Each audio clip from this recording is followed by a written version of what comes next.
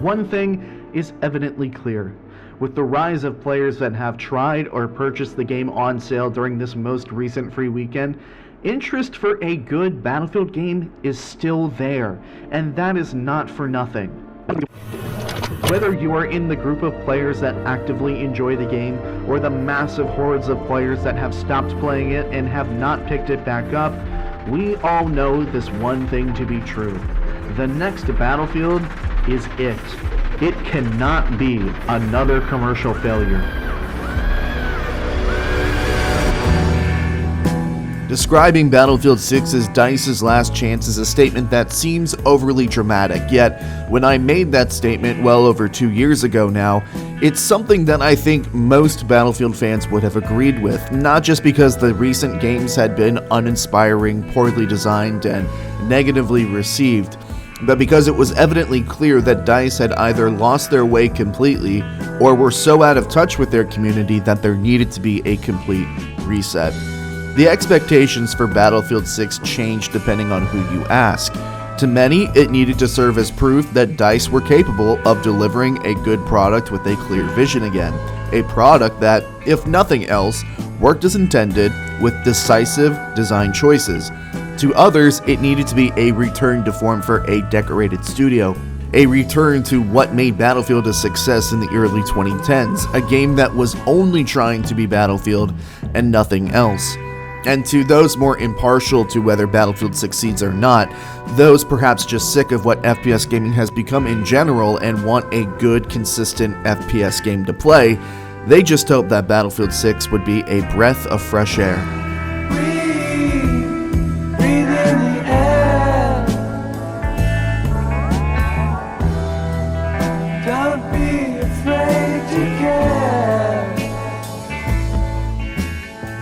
Whether Battlefield 6 checked any of those boxes for you now, of course, comes down to personal opinion, but in the eyes of the general public, Battlefield 6 was a hit. As time has gone on, praise has turned to disinterest and the game is slowly losing players, whether that be to boredom, lack of fixes and changes, or the success of other games on the market. I began writing this video in November and intended for it to be a meticulous review of the game from top to bottom, similar to how I wrote my re-review of Battlefield 2042, reviewing everything from the map design to the UI to even the campaign, which I'll spoil for you right now since we're not going to be discussing it, is the worst FPS campaign I have ever played.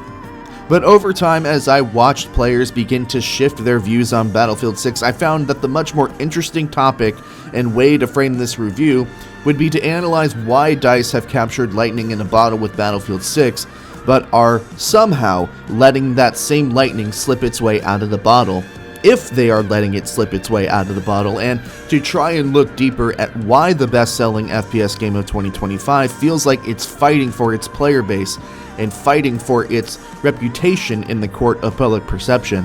To clarify, I think the mass wave of YouTube videos classifying this game as dying because the game has lost over 80% of its peak player count, I think they're overdramatic and hyper-focused on the large loss of players without recognizing how much Battlefield 6 massively exceeded expectations. 70,000 daily players on Steam as of the writing of this video are decently good numbers for a Battlefield game, and that context gets lost sometimes in the gigantic echo chamber of negativity.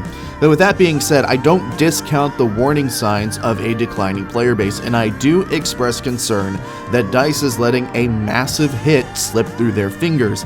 And I'm not going to be white knighting for a game that, as we'll discuss throughout this video, has its fair share of problems. If this is your first time coming across this channel, hello, my name is Catalyst. I've been playing Battlefield since Bad Company 2 and have been teaching people how to play Battlefield here on YouTube for around 8 years now. This is all to say that my opinion is one that you may not agree with, but it is certainly one that you can trust as coming from the right place. From a commercial standpoint, it was a huge success and has saved the franchise from continuing its downward spiral, yet it is a game that, like many, I struggle to fully connect with. There is a lot of fun to be had and a lot to like about the game, but there are also a lot of things to dislike, and I'm undecided on whether those things are due to game direction or if it's symptomatic of modern gaming. Game design that is geared towards keeping your attention with flashy season passes and limited time content, as opposed to having gameplay that is genuinely fun and engaging. Ultimately, both things can be true. Battlefield 6 is the best Battlefield game since Battlefield 1, and commercially is a glowing success. Battlefield 6 is also a game that feels performative to what the developers think players want, and the gameplay suffers from it massively. It's this extreme pick-me-girl energy that you pick up the more you play the game. If all of this sounds complicated, that's because it is. This video has been rewritten multiple times over the last 3 months as a result, and for the next hour or so, I'll be diving deeper to better explain why I believe a monumental success is slipping through DICE's fingers. Ladies and gentlemen, a definitive review of Battlefield 6.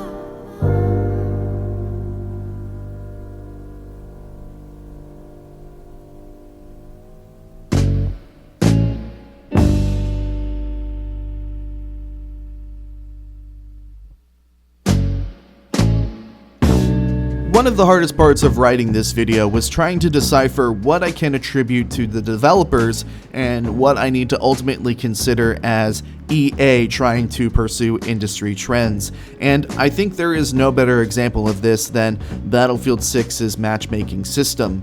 The game once again forgoes a server browser and adheres to a matchmaking system that is designed to get you into a match as soon as humanly possible.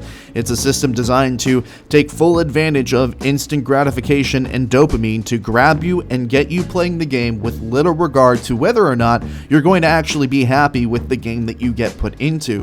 If you've played Battlefield 2042, you'll be familiar with how this works. You load into the main menu and get greeted by the same irritating streaming service-esque UI, enticing you to play a bunch of limited time modes and options before you ultimately navigate to what you actually want to play. You'll begin matchmaking and usually find a game within 10 seconds, if not sooner, except Battlefield 2042 actually had the decency of telling you what map you were going to load into so you could nope and back out of it if you didn't like what you got. This is the one that I think confuses fans the most, because these developers are not stupid. What is desired by the fans and what has worked in Battlefield games for 20 years isn't suddenly just not the answer. So I have to assume that this is something that is designated from above by EA higher ups. I don't intend to waste too much time mourning the lack of a server browser, because there is a degree of old man shakes his fist and yells at cloud going on here for something that will not happen, but it is incredibly ironic and unfortunate that trying to play Battlefield 6 is indisputably the worst part of trying to play Battlefield 6, and for longtime fans, it's easy to see why insisting on doing matchmaking this way while a fully functional server browser is operating right now in Portal can be seen as a slap to the face. DICE did introduce a custom search option as an olive branch for those looking to have more control over what they play, and I appreciate and commend them for doing that, but it doesn't do enough to amend the piece, as it's only good for those that have very specific search parameters for what they want to play and are, more often than not, content to play the same things over and over again. If you're a player like me that wants to play Conquest, Breakthrough, and Escalation but doesn't really have a specific pick, wants to matchmake in all of those pools at the same time, you run into problems because the maps you select are not specific to each mode. Let me explain. Some maps are better on certain modes, like Blackwell Fields, where it's considered the worst conquest map in the game by a fair margin, avoid at all costs, but it's actually a decent breakthrough experience. You have to run the risk of the game queuing you into Blackwell Fields Conquest if you want to potentially queue into Blackwell Fields Breakthrough. It forces you to narrow your pool of experiences and make a definitive decision when you don't necessarily want to. And because player choice still takes a backseat to the matchmaking system, there is still a chance that you get placed in a lobby that you didn't want to be in if your query was too strict. And this is very troubling because the matchmaking system thrives in densely populated regions and when the game has a good player count. But as numbers continue to drop, this matchmaking system becomes much more frustrating to deal with. The matchmaking is genuinely shit, and it contributes massively to what I perceive to be one of Battlefield 6's biggest problems. Every session of Battlefield 6 ends up feeling the same regardless of what you do or play, and that is extremely debilitating for a game that relies on its sandbox to generate replayability. Let me explain what I mean here, because it's a very tricky statement to make. At the micro level, your games are going to be different. Different players, different engagements, different outcomes. The problem is at the macro level. You're being match-made into the same maps repeatedly that are similarly sized and offer similar sandboxes, most of which steer you towards infantry gameplay with shorter engagement distances, of which that gameplay is heavily biased towards specific classes and loadouts. The further into the rabbit hole you go, the tighter you get squeezed, and the more you are forced to go out of your way to find variety. Play sessions feel like you only see the game in small intervals at a time. Some days you cycle between rounds of Liberation Peak, New Sobek City, and Empire State Breakthrough, despite you having every map selected in the custom search. Other days you do all of that, but exclusively get put on the defending team. The matchmaking doesn't care about you, as long as it whips you up and puts you in a lobby. And keep this in mind, this is coming from somebody that only recently hit 100 hours on the game. This is not a burnout problem. It's not even really a content problem. It's an engagement problem. It's the why, not the what, that is lacking. If you rob players of their sense of autonomy, you run the risk of losing their investment. You can open up the game and it greets you with an overwhelming amount of options and experiences to enjoy, but what you actually end up playing may be 10% of what's advertised. Most Battlefield players, I would imagine, will play Conquest or Breakthrough from anywhere between 1 to 4 hours on the maps that they enjoy, as they get recycled into the player pool repeatedly because there are no persistent servers. There is no sense of community, there's no rivalries that you develop from players in your servers, there's no platoons for you to join or go up against. Past weapon unlocks and progression, there is no rhyme or reason for what you are playing. You're just playing, and this is made much, much worse if you're a solo player where you consistently get backfilled into games that are squash matches. All of this contributes to cascading player numbers 4 months after launch, and that leads into why your live content system needs to be up to par, or else you risk playing catch-up. We'll talk more on that later. Before we move on, I want to use this as an opportunity to talk about game modes. Battlefield 6 has 9 game modes accessible at any time via the custom search tool, and if your reaction to that statement is, well, that's a lot of game modes, that's not even including REDSEC and REDSEC Gauntlet, bringing the total up to a whopping 11 game modes for a Battlefield game. After the mutilation of what Conquest should have been with Battlefield 2042, Conquest is back to being in a really good spot in Battlefield 6, especially after DICE added a larger ticket quantity to supplement the smaller maps in the game. And while there is a conversation to be had about these maps later, I do think that Conquest is back to being in a good place as the flagship game mode for Battlefield. Escalation is a new game mode for Battlefield 6, and it's one that I actually like quite a lot.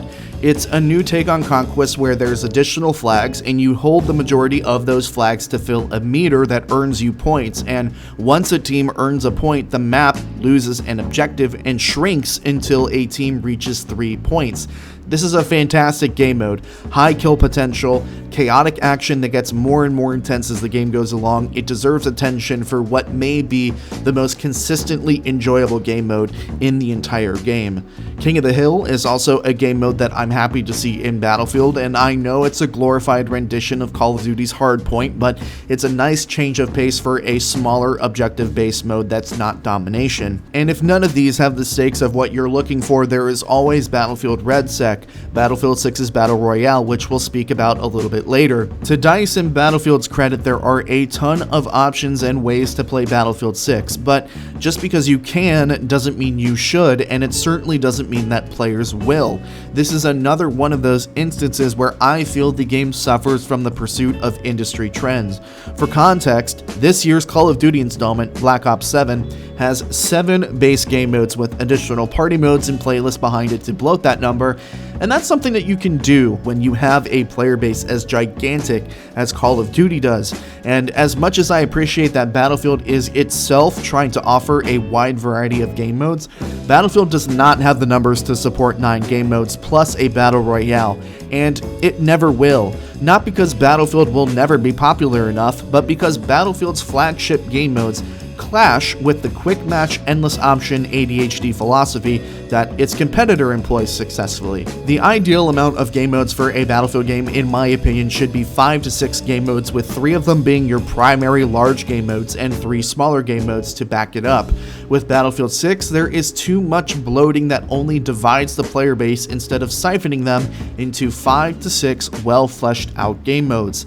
This is a lesson in juggling what your core player base wants versus what would attract new players. As exciting as it is to load up the game and see all of these game modes to choose from, the sad truth is that most players gravitate towards what's familiar, and what's familiar are the larger modes. Bloating the game with additional small modes only gives off the illusion of choice, as the playlist population numbers end up correlating with how visible they are and how hard they are being pushed.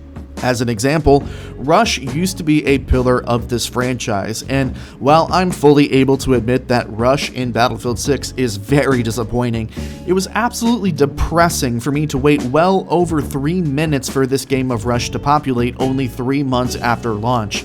It's possible that other factors contributed to this, region, time of day, but the greater possibility is that I had to search for Rush in the custom search bar because it was pushed off the main menu UI in favor of curated playlists.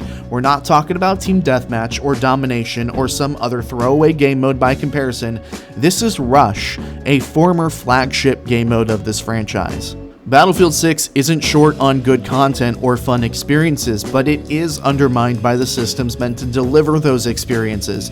Between a matchmaking philosophy that is obsessed with speed over satisfaction that funnels players into repetitive experiences, and a needlessly bloated list of game modes that only divides the player base further, Battlefield 6 feels like it has very little meaningful variety.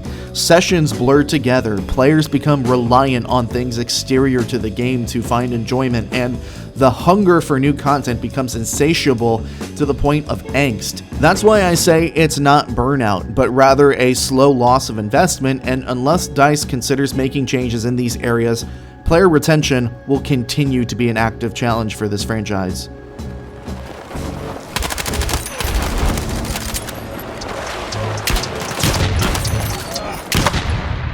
Don't make me think of it like you can't make a defense.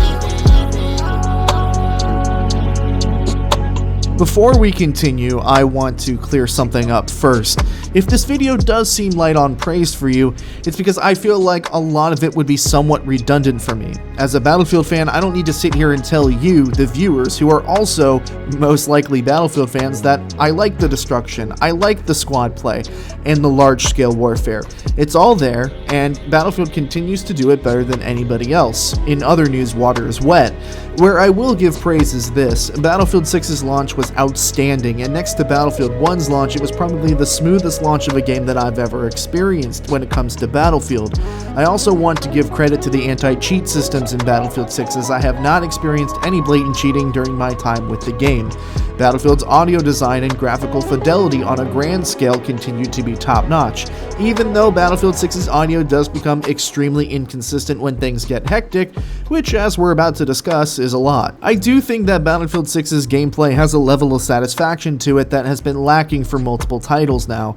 I love the addition of dragging your teammates to cover, even if it is 7 years later than expected. I enjoy the small addition of being faster with your knife out when running. When everything flows and gels, Battlefield 6 offers some damn good gameplay, but it's a gameplay loop that, as good as it can be, is plagued by its inconsistent pacing. In writing this video, I've watched countless video essays and videos on YouTube of people's takes on the game and what it needs to do to reach its full potential, and while I agree with some and disagree with others, I think most players are missing the forest for the trees.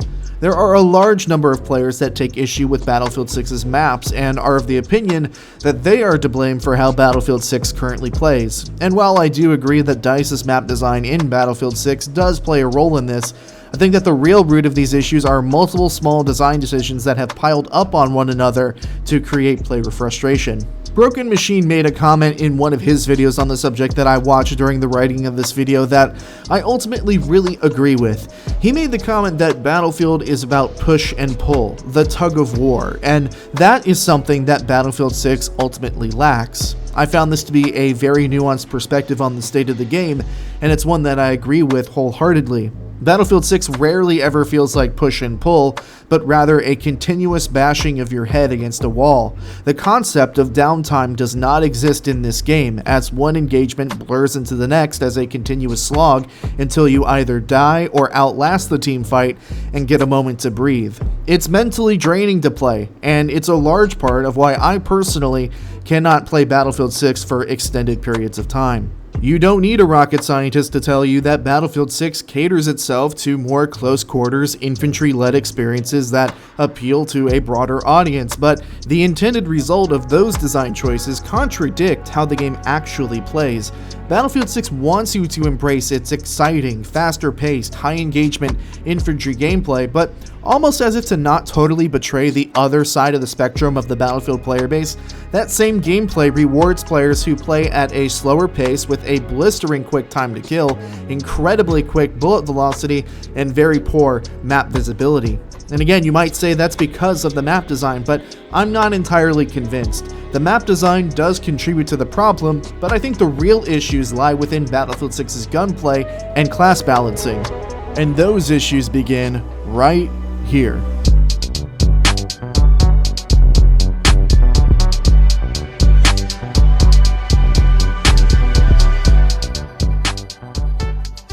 The support class is one of the biggest detriments to Battlefield 6's moment-to-moment gameplay.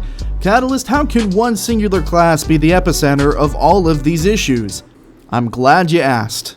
Traditionally, the class system in Battlefield symbolizes 4 equally balanced yet different playstyles and roles, and at the peak of Battlefield, those roles were balanced in such a way that every class had its moment to shine and had a reason to play them. Health, ammo, anti-vehicle, and spotting. It is this balancing that is crucial to how infantry gameplay operates and interacts with the rest of the sandbox. It's a debate that has subsided since the game has launched, but the choice to keep open weapons as opposed to closed weapons has stripped away some of the identity of these classes, though you'd have to convince me that actually having closed weapons would have made a huge difference in how Battlefield 6 played. To me, it's more about how well the gadgets are balanced between these classes, and traditionally, whichever class provided health was the most popular class in the game. But in Battlefield 6, the support class has elevated past that to the point of being overpowered because DICE have combined health and ammo into one kit. This is so incredibly strong that I believe it is actually affecting the way a bulk of the game plays, and it is a linchpin that is holding together a number of poor design choices. Not only have you stripped the assault class of its traditional role and for the most part made it a non-factor on the battlefield, but you have once again completely eliminated the threat of running out of ammo, something that used to mean a big deal. I do not care about any statistical evidence that DICE may show that indicates a balanced pick rate among the 4 classes. Most competent players that impact the outcome of the game, will recognize that there is little to no reason to play another class other than the support class. You could make the argument that the engineer class can equal the support class in terms of importance, and if this were a more traditionally designed Battlefield game, you'd have a real argument. But because Battlefield 6 focuses on delivering a more action-packed, infantry-focused experience, the engineer class is used more as a break glass in case of emergency class than ever before. There are other small design choices that push players towards the support class in addition to these class abilities. The support class is currently the only class in the game that has smoke grenades or any kind of smoke launcher, which sometimes is the only way that teams can push forward or through checkpoints in the game's smaller maps. It also has access to the deployable cover, which is one of the strongest gadgets in the game as it acts as a portable head glitch. Head glitches are strong in most FPS games because the head is the hardest part of the body to consistently hit, but they are even stronger in Battlefield 6 because the game's headshot multiplier has been decreased to 1.3x as opposed to a traditional 1.75x multiplier. There are also no limb multipliers in Battlefield 6, meaning that shooting somebody in the arm or leg will do the same amount of damage as shooting somebody in the chest. All of that, combined with Battlefield 6's insanely quick muzzle velocity, means that you can take heavy damage very quickly from longer ranges, and that doesn't even take into account explosives and grenades that will also clutter these choke points. With the amount of chip damage that you can take and with how often you'll be regenerating your health in Battlefield 6, the ability to instantly start your healing regeneration with instant ammunition resupply is far too attractive to ignore.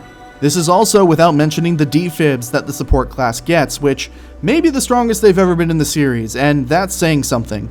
How many of you watching this video have killed a bunch of enemies and needed to dechow so you could regenerate your health and reload, and while doing so, heard the charge of the defibs from around the corner followed by multiple short zaps, meaning that everybody that you just killed got revived? Balancing the defibs and the power of a revive has been a challenge for DICE for well over a decade, even back during the golden years, but even in those games there were checks and balances that do not exist here in Battlefield 6. In Battlefield 3, you had to accept the revive and it pulled out your pistol instead of your main weapon. In Battlefield 4, you still had to accept the revive and there were 3 charges on the defibs that you could use, and if you ran out or missed a revive, you had to wait roughly 15 seconds for them to recharge. In Battlefield 6, you instantly spawn with your gun ready, and not only do the defibs not have charges, they have no cooldown animation in between uses, and you get a speed boost while running with the defibs out, meaning that the support class can chain together unlimited revives in the span of seconds without any charge up time. Additionally, you do not slow down when fully charging your paddles like you did in Battlefield 4, meaning you can fly in at light speed and deliver a 100 health revive. The only saving grace is that you have to be very close to the person that you're trying to revive, something that was pretty problematic in Battlefield 4 and is the only thing missing from making support players Jesus Christ incarnate in Battlefield 6.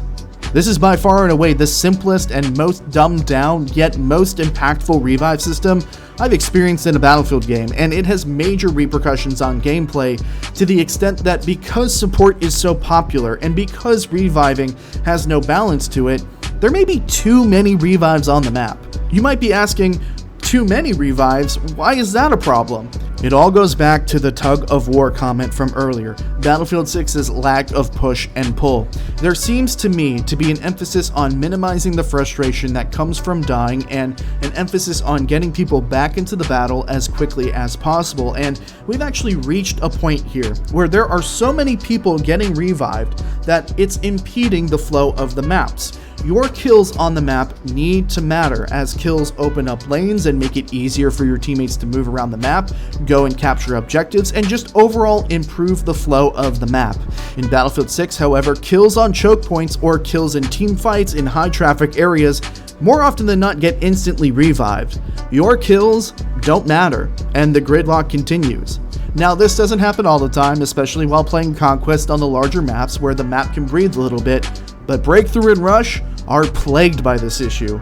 You may have noticed that I haven't talked a whole lot about Breakthrough up until this point, and that's because I was saving it for this moment, as I think it embodies the issues in Battlefield 6 perfectly. Now, I'm not going to mix words. On average, Breakthrough in Battlefield 6 is more frustrating than it is fun to play. The potential for high kill games and massive flanks are still there and are still rewarding to pull off, but they do not outweigh what most of the time is an oppressive slog that spits in the face of the game mode that inspired it. Battlefield 1's operations worked because of its deliberate pacing and the dynamic progression through an entire map that offered unique and different gameplay experiences in each sector. Battlefield 6 has neither of those things. Breakthrough in Battlefield 6 is characterized by close spawns, small clustered objectives, and one-note gameplay that makes the entire map feel the same the entire way through. These matches tend to be very bug and windshield, and you take turns being both. Take the first sector of Liberation Peak as an example. The first sector is defined by rocky terrain that are sandwiched in by 2 long sightlines that are dominated by snipers, which are extremely lethal in Battlefield 6 because DICE decided for whatever reason to bring back the sweet spot mechanic. The only relative safety for either team is on the small hill close to the objective, of which both teams swarm around like a hornet's nest. Defensively, you are also avoiding the attacker's 2 tanks, which usually destroy the lone building on the objective and further push both teams towards that same hill. Attackers have 2 choices. flank into sniper fire, or headbutt their way through the front, where support players have placed multiple deployable covers on the traffic lanes. Neither are appealing options, especially with Battlefield 6's highly deadly, high muzzle velocity gameplay. To top it all off, any progress made by either side is usually instantly negated by the hive mind of support players that run around the front lines, instantly reviving masses of downed defenders with no limitations. And if that weren't enough, the defender's spawn is extremely close to the objective. It's design choices like these that really seem to me like DICE were very cognizant of trying to get players back into the fight as quickly as possible and eliminate player churn. There is no reason why Battlefield 6 Breakthrough should feel 3 times as hectic with less players in the game mode than any other Breakthrough version before it. Rush also suffers from this design philosophy. Bomb sites are pinched together with defender spawns that are far too close to the objectives. I wish it were an exaggeration that many of my Liberation Peak games end in the first sector, and the reward for actually clearing the first hurdle is playing another sector that plays almost exactly the same as the first one, albeit more space to flank as the map opens up a little bit more. The map continues this pattern of funneling players into choke points that require multiple waves of kills to progress through. It would be one thing if Liberation Peak was an outlier, but it isn't. Every Breakthrough map in the game has multiple sectors on the map that have the potential to turn into hopeless slogs. The only exception perhaps being Siege of Cairo, and wouldn't you know it, it's one of the few layouts that nails its pacing and objective placement. I understand that this game mode is called Breakthrough, but it doesn't need to be this much of a head-bashing experience just for the namesake of the game mode. To bring things around full circle here, this is where I think you can argue that the maps do come into play. The spacing, the pace of play, the pathing, the playable boundaries, all of these impact how these modes play, and they do drive you towards a certain experience. But hopefully, what I've just laid out to you may change your mind about how smaller design choices greatly affect the space that we play in. How different would these maps and modes play in a game where kills actually mattered, revives were balanced, and the gunplay doesn't have weapons that can kill you faster than 1.5 milliseconds? Map design does matter a lot, but what goes on in between the invisible walls matters much more. I think that with changes to the gunplay and some reworked class balancing, these maps may not be such an issue. It's simple to sit at my desk and say they should add limb multipliers and fix the headshot damage, take a pass on the game's muzzle velocity, rework the support class, but doing it is not as simple, and I understand that, and to DICE's credit, recent blog posts suggest that they are in fact highly considering doing all of this, and I think that it will be a good change for the game. But does it solve every issue? That's something that is yet to be seen. Finding the root of the problem with Battlefield 6 is like untangling wired earpods once they're out of your pocket. You know what the problem is. You can't listen to music when your earpods are jumbled up like that. But it's not until you untangle the wires that cross over and underneath each other do you realize, man, that thing really was tangled up. And some players will understand that it takes time to untangle things, others will immediately switch to wireless headphones and not even bother waiting. The question remains, however, what has caused that tangle? I have some thoughts here and then we'll move on. The more that you view Battlefield 6 in the lens of it being an overcorrection from Battlefield 2042, I think that's where you begin to see the game a bit more clearly.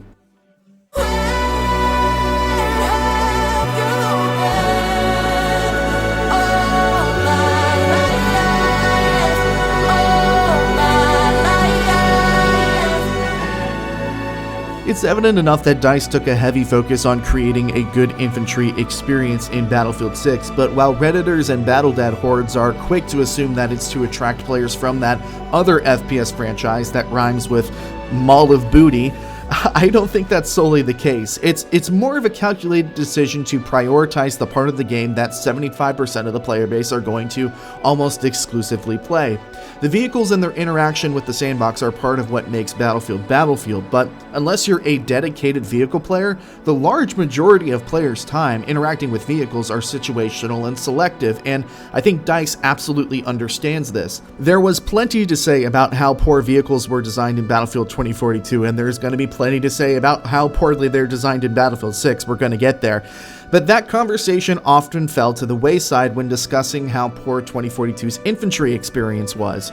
Battlefield 2042 was heavily criticized for its wide-open, coverless map design that resulted in very few engagements on the map, and this was so much the case that Breakthrough overtook Conquest as the more popular game mode, as it was the only game mode where you could see consistent action. Battlefield 6, as a result, is a hard swing in the other direction, focused on high-engagement, smaller maps that focus on delivering an exciting infantry experience that will guarantee that you don't get bored, but not to cater to other franchises, to try and make the predominant way of playing Battlefield the best experience that it could be. And I certainly don't blame DICE for that line of thinking, especially when Battlefield 6 was a make-or-break title. But I do think that they overcooked the experience and need to dial it back. Whether that is something that can happen in the near-distant future or the next Battlefield title entirely, we'll have to wait and see. I've brought this up a few times already, but I believe a lot of the reasons behind these initial design choices stems from trying to keep as many players playing as possible and limit player churn. The focus on retention has led to a game that may have the lowest skill ceiling of any modern Battlefield game. Close spawns in linear game modes, spammable revives, high muzzle velocity gameplay that makes getting kills easier, vehicles are the most anonymous they've ever been in a Battlefield title in recent memory, the sweet spot mechanic returning for absolutely no reason. These are just some of the things that contribute to this. And all of these small decisions have a ripple effect on the rest of the game. If you're looking for a case in point example, take a look at how spotting works in Battlefield 6. For the first time in the history of the series, you don't just appear on the minimap when firing an unsuppressed weapon, but you also get 3D spotted above your head while firing within 58 meters. This is on top of being able to have players 3D spotted for you when they are within 25 meters of you and are hovering behind your crosshair, which is most of your engagements in a game with such small maps. Oh, and the Recon class can also spot you for the entire team just by aiming at you. The only way to get rid of 3D spotting above your head while firing is to have a flash hider or suppressor, which, in case suppressors weren't already strong in Battlefield, now they have become a necessity. You can even consistently get spotted through smoke, so smoke doesn't actually work consistently either. Playing without a suppressor is playing the game on the hardest difficulty, truly, and it has a lot to do with how purposefully strong DICE made spotting, which is a shame because in doing so they have made every single muzzle attachment completely obsolete. Remember the illusion of choice conversation that we had earlier? Here it applies again. And it certainly isn't ideal that in most situations the suppressors actually take a decent bit for you to unlock for your weapon progression.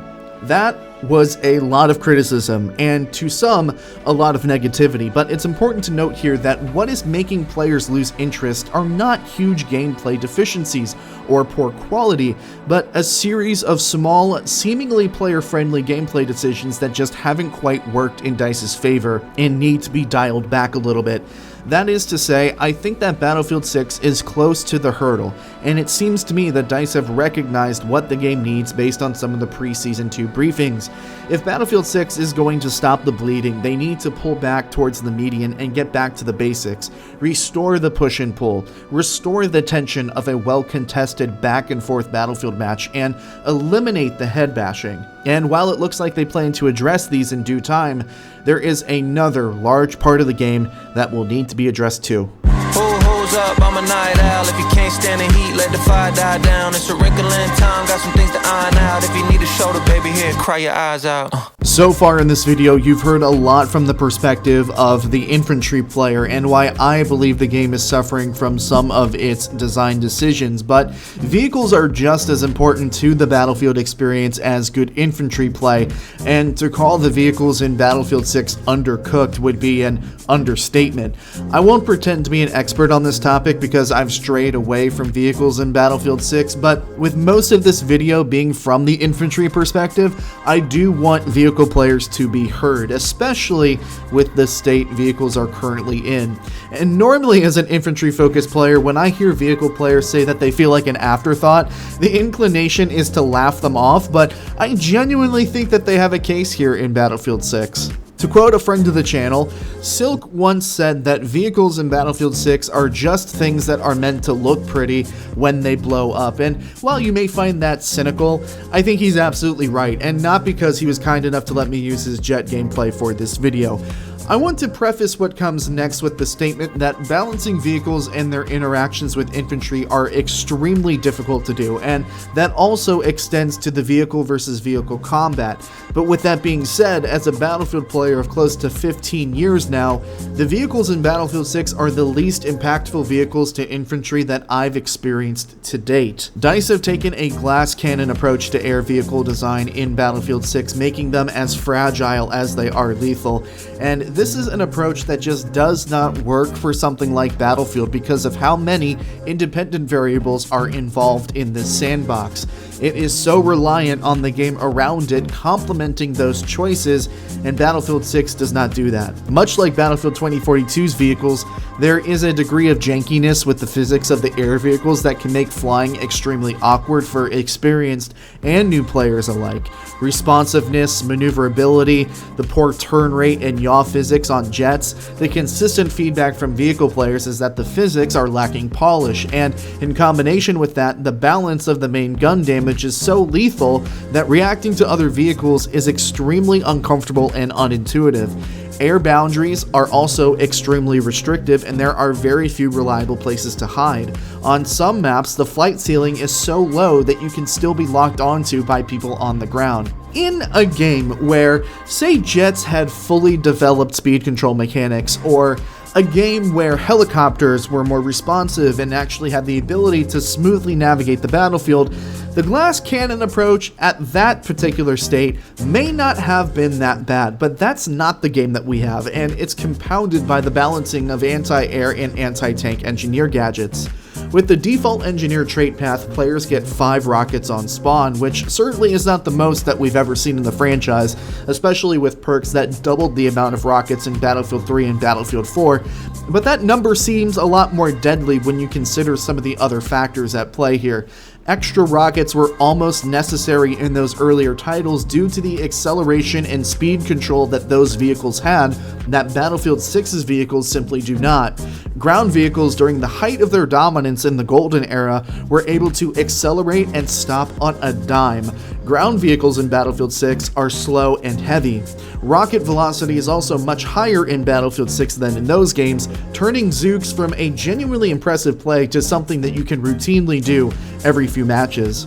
Because of how much smaller the maps are on average, and more specifically how tight the deployments are, it's entirely possible to paint and lock onto a vehicle leaving the spawn and have him instantly deploy flares and run away before you can spam him with 5 consecutive stinger locks, which, by the way, those stingers do 90 damage when they successfully hit a vehicle, which is far too high. On paper, 5 rockets is not a lot. In practice, it can border on oppressive.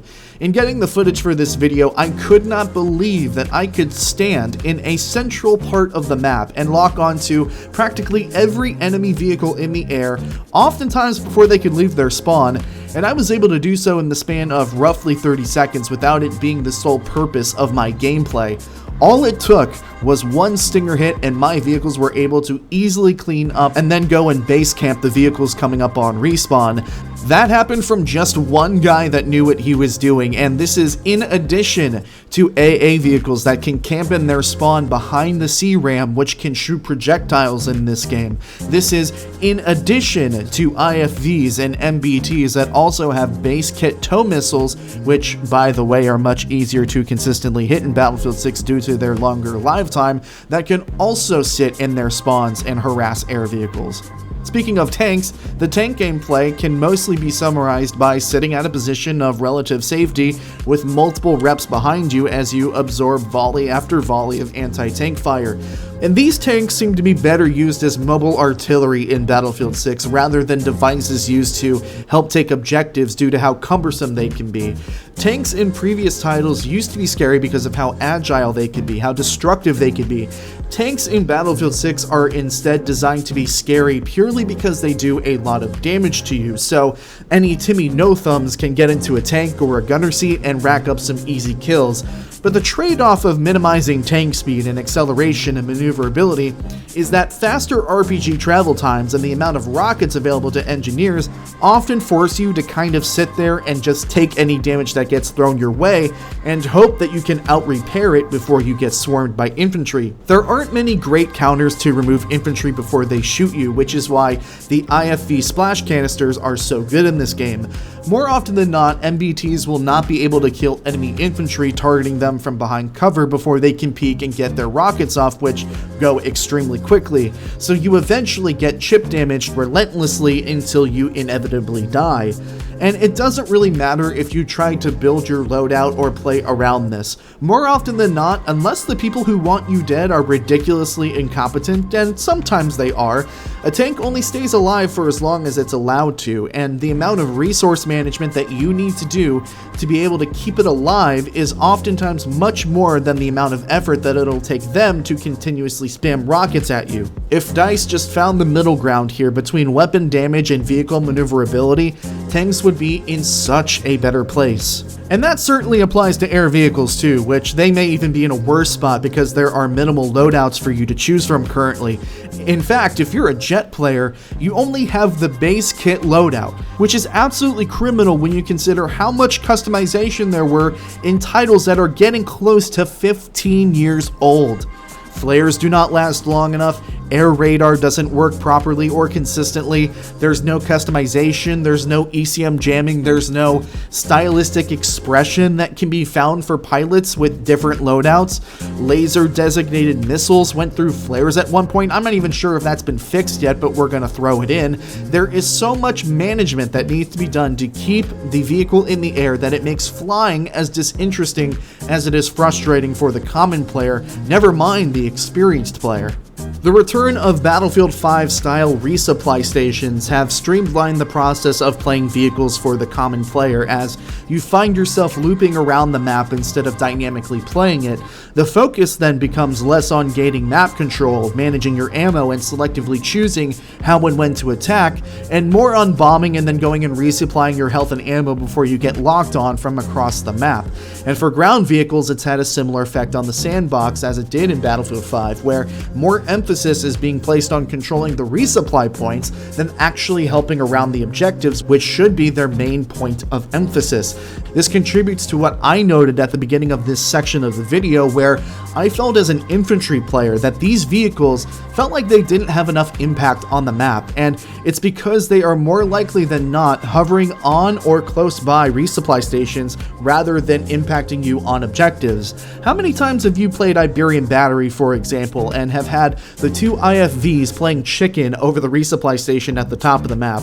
The winner of that battle gets free reign over the center of the map for the next minute and 30 seconds, or however long the respawn timer is, and hardly has to move for the rest of the game if they keep winning that battle out of the spawn, especially with some dedicated and focused repairmen. As much as infantry players may not want to admit it, I think you can genuinely make the argument that vehicles were an afterthought in Battlefield 6, or at the very least, they were pushed aside to focus on the infantry gameplay and are due to be fixed later. But even considering that is disappointing.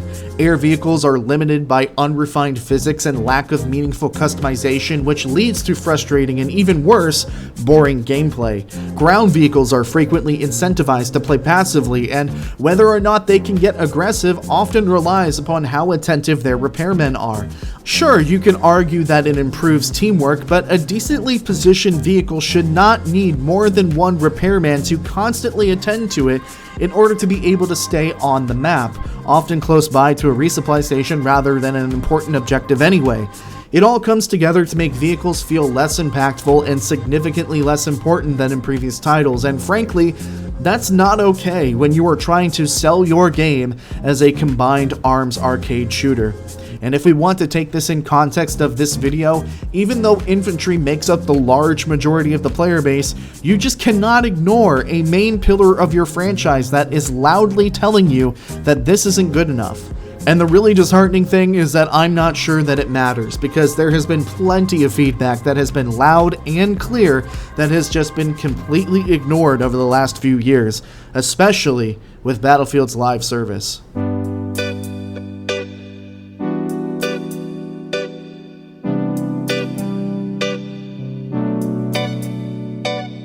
If you're still watching this video, I just want to sincerely say thank you for watching. I hope you've enjoyed the video, and even if you dislike the video or disagree with my opinions, you can see that this is coming from a place of passion for the Battlefield franchise.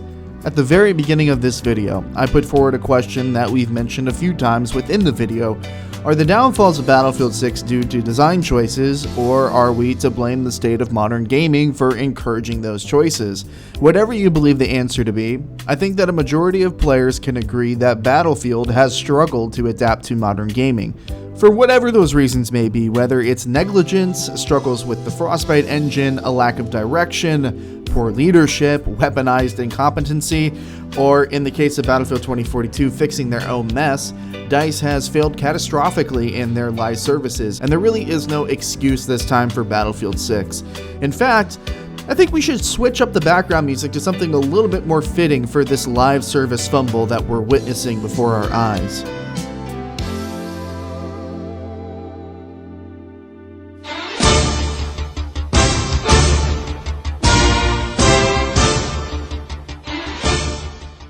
You could argue that DICE were trying to figure out the live service thing with Battlefield 5, and the COVID-19 pandemic extremely dampened and hindered that live service. You could argue that DICE were more preoccupied with turning Battlefield 2042 into an actual serviceable product rather than focusing on post-launch content. You know, the old, the base game needs to be right approach. But Battlefield 6 had a near flawless launch by Battlefield standards, and Season 1 was delivered on time with the game's Battle Royale, which should have been a fantastic launching off point for a cycle of new content to come in 2026. But that's not what's happened. Yet again, we are getting half the content that we would be getting in a premium service model with the recently launched Season 2. And the content is spread out over the course of the season, meaning that we won't be playing the second map in this season until March 17th. But that's alright, I suppose. At least we'll get 5 brand new weapons this month, right? Except it's actually 3 new weapons, because the VCR2 and the CZ are some of the same exact weapons that we got from the final 2 seasons of Battlefield 2042 less than 2 years ago. Not an evolution of the weapon, not a similar build to the weapon, the same exact weapons, right down to the weapon model and the feel of how the weapon performs. I am not opposed to reusing content, but if we are going to do this, you need to either fully dive into it and deliver more weapons, similar to how you ported over portal weapons in Battlefield 2042, or supplement these weapons with brand new content, and preferably not weapons that came out in the last 2 years. And furthermore, if we are going to take a shortcut and just port over assets from the last game, there is even less of an excuse as to why we are only getting 2 maps in a season. This is not new content. This is reused content in a shiny, newer box. Maps are the #1 thing that can sustain your game and keep it fresh, yet DICE seem to be convinced that it's actually more limited time game modes, as we have 6 separate limited time events and modes coming in the next 2 months. Out of those limited time modes, the only one that will garner any interest is the Return of Operations, which I love as a game mode if you couldn't tell from earlier in the video. And what an ironic fuck you twist it is that Operations returns in a game that definitively has the worst breakthrough experience out of the last 4 Battlefield titles.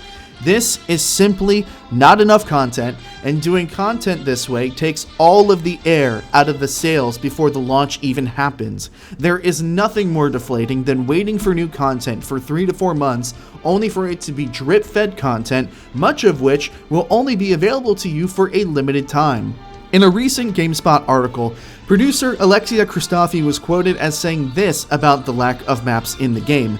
Quote, In terms of cadence, we would love to create way more maps, said Christofi, but we're just trying to kind of bring things to players as we can and as quickly as we can build them. She later said in a different interview in Las Vegas, quote, "We're releasing on a cadence where we feel the maps are up to quality and we're happy with how they play, the variety they give to the players. There are worlds in which we release hundreds of maps, but they're not fun. We never want to do that." She finishes the quote by saying, "We're a team of a certain size. We don't want to sacrifice quality." Well, pardon my fucking language, that is fucking horseshit. I have tried my hardest to make a majority of my criticism during this video constructive and not bombastic, but I don't know how else to make this constructive, so honestly, I'm just going to put a photo of Blackwell Fields here and have that speak for me.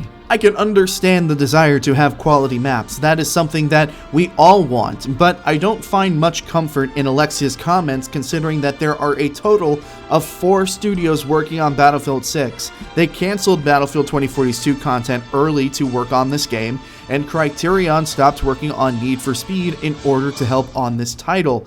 They were able to give us 4 maps every 3 months in Battlefield 4 with just 2 studios, and I know that technical demands have risen over the years. Destruction and graphical upgrades have made creating assets for more maps a bit more challenging.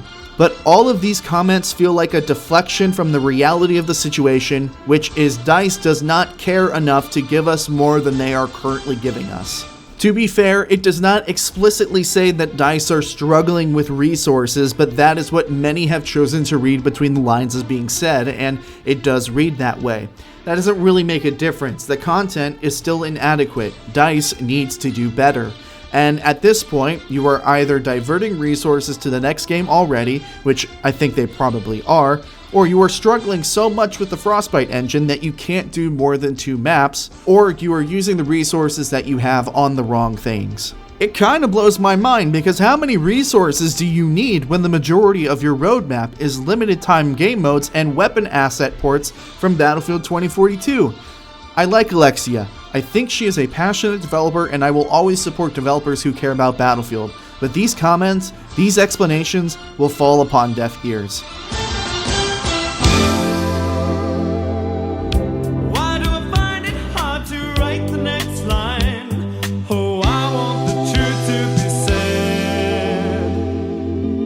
In that same Las Vegas interview, Alexia also commented on Portal and how Portal will continue to focus on player-created experiences. Portal is not something that we have talked about yet in this video, and while that wasn't done on purpose, I think it goes to show you how irrelevant Portal is as a part of the overall package of this game. This is completely speculation on my part, but I firmly believe that one of the primary reasons for the lack of seasonal content is that DICE are continuing to invest in Portal as a content generator in hopes that the content created in Portal can deliver faster and more immediate fresh content in between season launches, all done through the player. In theory, Portal can be a Pandora's box of new content that can also create community engagement. But just as they did in Battlefield 2042, DICE have struggled to consistently promote these great experiences.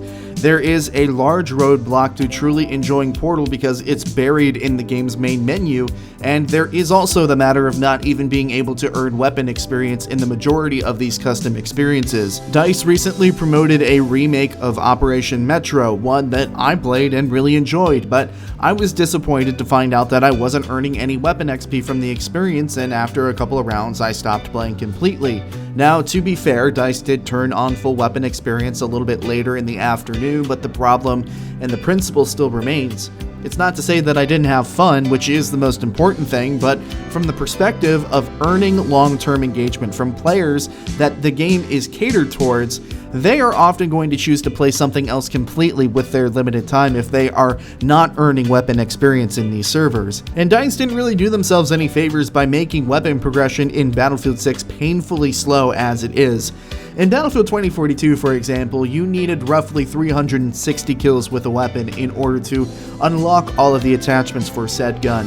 In Battlefield 6, you need to reach roughly 2,500 kills to unlock all of those attachments. So, once again, for the second straight title, a large majority of Portal servers during the peak of the game's launch were XP farm servers. In 2042, the blame was really on the player base for creating these XP farms, but in Battlefield 6, I think this is a problem of DICE's own creation. What also does not help is that the Portal servers are 30 Hz, while the main game is 60 Hz, so Portal servers actively feel worse to play. DICE have started selectively turning some experiences up to 60 Hz, but that of course is at DICE's discretion, and there is no guarantee your server will be selected or done so very quickly. There is also no spectator mode, so any creative endeavors like photography, competitive matches, community videos, they're impossible to broadcast or record. Even with Portal being a disaster in 2042, I still felt that it had massive potential and that with the right tools and the right care put into it, that it could become a strong addition to Battlefield that cultivated a true sense of community, something that Battlefield has completely lost over the last 4 years, but I don't feel that way anymore. Not only do I feel like this community is incapable of properly using the tools given to them, but I also feel like Portal as a community feature lacks genuine effort from the developers themselves. Had Portal been released during the golden years of Battlefield with the right developers in place, back when developers and the community were collaborating on maps together even, the possibilities of Portal could be endless. But that's not where we are now. The idea of community in a modern Battlefield game is just a dream. There's no platoons, there's no server browser. DICE will more than likely always choose to push their limited time modes over spotlighting a community creation to justify the resources spent on that mode. The Portal servers are poor quality, often being laggy and full of bugs. The experiences themselves are often made obsolete with every major update because they force creators to troubleshoot and remake their experiences. Like Reaps, for example, who has made a fantastic testing range but has had to remake the experience every single major update, so much so that when the experience needed to be remade again after the launch of Season 2 because DICE broke the server, he doesn't want to waste his time anymore. There is no XP, there's no spectator mode, there is no genuine reason to waste your time playing Portal. The lack of fulfilling content doesn't just fall on Portal though, because Battlefield REDSEC does also hold some of that blame, but not because it's a bad battle royale, but because I think that Battlefield players, generally speaking, turn their nose up at those types of game modes. And I'm sure that the get off my lawn response to that from Battle Dads will be, we don't want those players that the game mode brings in. Yes, you do. It's the right business move every time to get as many hands on the game as possible. And Battlefield got what they asked for, they just couldn't hold on to it. I actually like REDSEC quite a bit, but I admittedly view it in a different light than most people. For me, it's where I go to turn my brain off, sprint around the map, try and eliminate as many players as possible, and in particular, hitting long-range shots with the self-guided missile launcher is pretty fun too. But at this stage in the game, when it comes to Battle Royale, you need to have some degree of innovation, and Battlefield REDSEC to me just feels safe. It's a completely fine, totally inoffensive Battle Royale experience that pretty obviously tries to lean into a Warzone-like experience.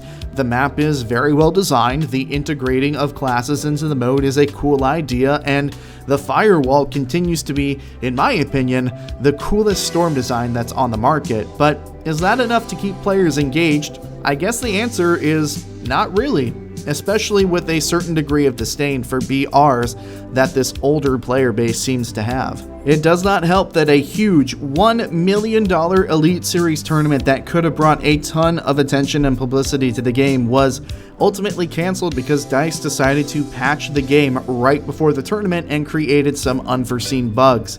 It feels like since that happened, a lot of the attention and hype for REDSEC has slowly begun to fade away. It does not help that DICE continues to refuse to add solos as a game mode in the game, which, I don't know about you, but it should be a foregone conclusion that a BR mode has a solos game mode. DICE have recently stated in a blog post that they are having solos be tested in Battlefield Labs, but is that going to come way too late for it to be a valuable addition to the game mode? DICE's complete inability to deliver content at a pace that's faster than fuck you speed, unfortunately, does carry over to REDSEC too, with a lack of meaningful updates and bug fixes other than placing some gas bubbles on the map and calling it a day. So unless DICE changes its philosophy on delivering and updating its content, REDSEC feels like it's going to follow down the same path that Firestorm did with Battlefield 5 7 years earlier. It's not to say that REDSEC can't be a large contributor to Battlefield 6's post-launch content cycle, but we have not seen much to insinuate that it's suddenly going to get a massive push, especially if DICE is struggling with resources and are dying on the hill of producing the amount of content that they are currently producing per season. What makes it all the more disappointing is that these are lessons that DICE should have learned before, and that's something that you can say for a lot of the content of this video. The developers will say that they have learned valuable lessons from the downfalls of the previous game, and it will help them deliver a better experience this time around. But if that were truly the case, I don't think we would be living this Groundhog Day again. You tell me, does promising a tremendous live service but then continuing to drip feed content and reuse assets incompetence or ignorance? To be fair, that quote did come from EA CEO Andrew Wilson, and it's honestly safer to trust a wet fart than it is to trust anything that comes out of that schmuck's mouth, but I would argue that DICE aren't learning their lessons. They are rather just getting better at acting like they have. That they aren't truly concerned with player feedback, or in most cases player backlash, but will say and do what they need to in order to stem the tide before they do what they actually want to do. And of course, that is within their right as developers. It's their game, we are the consumer, they make the decisions. But it genuinely irritates me when I get told confidentially that many of the things that players take issue with in Battlefield 6 were things that were brought up to the developers in Battlefield Labs and in closed sessions by very knowledgeable and very talented Battlefield players. How many more years of feedback regarding Battlefield's live service are we going to go through before the message gets home? Clearly, 7 wasn't enough. My friend, I'll say it clear, I'll state my case, of which I'm certain. Originally, I was going to end the video here, say a few closing remarks, and send you on your way back into the YouTube algorithm, but as if I didn't rewrite this video enough over the last 4 months, there is one final thing that we need to address that happened during the recording of this video. Earlier this week, EA announced that developers across all 4 studios working on Battlefield were being laid off in an effort to, quote, better align our teams around what matters most to our community. Well, what matters most to the community is fixes to gameplay and more content, so I'm sure that laying off the developers that claim to have limited resources anyways is a good way to go about that. I don't know if all of that makes this video extremely poorly timed or extremely well timed given the material covered in the last hour or so. I feel horrible for the developers that just lost their jobs. Battlefield 6 isn't perfect, but financially, it's hard to do much better than what they did by creating the best-selling game of the entire year. It just so happens that EA wants more money than God so that Andrew Wilson can dive into a pool of money like Scrooge McDuck. If there was a way to make fans apathetic to the future of your game, laying off the developers is a good way to start that. And claiming it's for the benefit of the community is an odd way to frame it. To me, this feels something similar to the sudden surge of energy that terminally ill people get before they pass away. Don't worry, I'm feeling great, we're continuing on schedule, and then the collapse. I don't want to speak about the game like it's already dead and gone, because it's not. This is a healthy enough Battlefield game and one that gets enough right for it to be a game that theoretically can hold the player base together and get DICE to the launch of the next title. But this changes things a little bit, and it does present some serious questions about the future that weren't there previously. So what happened to Battlefield 6, and where do we go from here? Well, many players will rightfully feel that Battlefield 6 was a rug pull based on how things are currently going. I think the better description is that DICE hedged their bets with how they designed Battlefield 6, and while they won big initially, they're starting to lose to the dealer at the table. If I were to ask you if Battlefield 6 feels like the best-selling game of 2025, I'd wager that many of you would say no.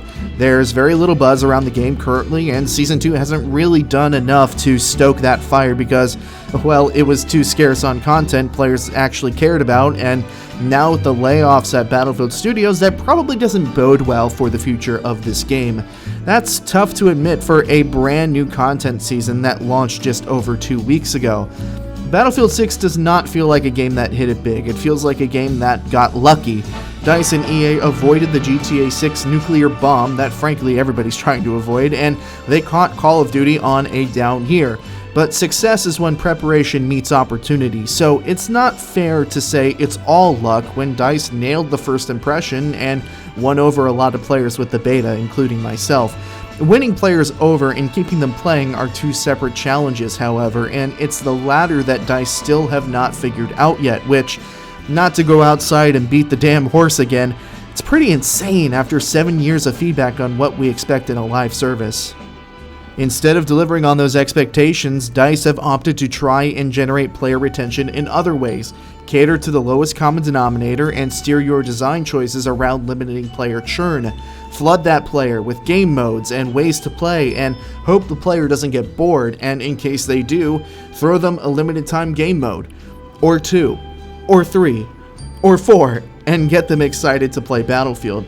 What this new era of DICE fails to understand, in my estimation, is that the Battlefield sandbox is the content. A well-designed, intuitive, and versatile Battlefield sandbox can create fresh and engaging experiences. Yes, the large expansion packs with 4 maps, multiple vehicles, and multiple weapons back in the day certainly helped the content flow, but players kept coming back to play those older titles even after the content stopped rolling in because there was a tangible skill gap and a well-measured sandbox to play in. There was always something to improve at, a play style to master, a different way to play. That's not present in Battlefield 6. There's only a handful of ways to play the game, and they all center around the same gameplay loop of 2 teams head-bashing into one another until one team wins. It's not to say that I think Battlefield 6's sandbox is weak, it's just incomplete. Vehicles are too much of an afterthought, there aren't enough big maps to offer different experiences, and gunplay compromises the tight, action-packed gameplay that DICE were going for. But it's not just the sandbox that's lacking, it's the players within it, and I'm not talking about the player count, at least not yet. The sense of community that this franchise has had has almost been completely erased. Part of the recipe for a truly engaging sandbox are the players themselves. There is almost no point in engaging with the people in your games. There's no friendships to be made, no rivalries to be had, no ways to join communities of like-minded players. It's just not there, and it doesn't feel like a priority to DICE, even though they insist that creating a healthy community is something that they care about. The great college football coach Bobby Bowden once said, "First you lose big, then you lose small, then you win small, and then you win big." This, of course, talking about the 4 stages of a football team rebuild, which, if you want to think about it this way, Battlefield has been in a rebuild. I wondered how you would classify Battlefield 6. Is it a small win? Is it a small loss? Is it another big loss? I don't think you can certainly classify it as a big win, but I guess the answer depends on your outlook. I really don't think Battlefield 6 is a bad game. Truly.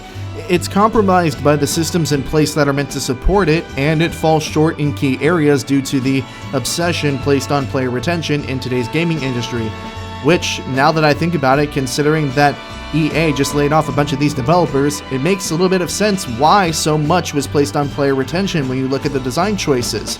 Maybe that was the secret hand pushing these developers all along, the threat of potentially losing their jobs if they didn't meet a certain player count benchmark. That said, Battlefield 6 has not turned out to be the game that I thought it was going to be. I wouldn't say that I got duped by Battlefield 6 because I don't feel that way, but I definitely got lured in by the hype and have been left ultimately disappointed.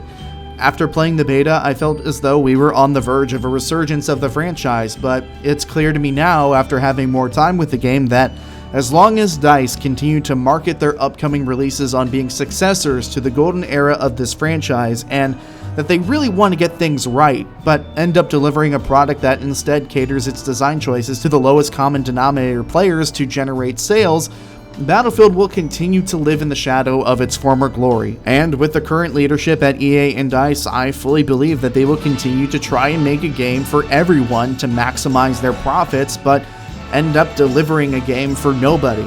And in turn, there may be some good Battlefield games in the future, but none that will truly satisfy the desire for a great Battlefield title. Because I still don't think that these developers understand the core principles of what makes Battlefield special and how to make it all come together. And when it all comes together, I think Battlefield is the best FPS franchise on the market. These developers don't know how to tap into that magic. They're just getting better with each game release of acting like they do.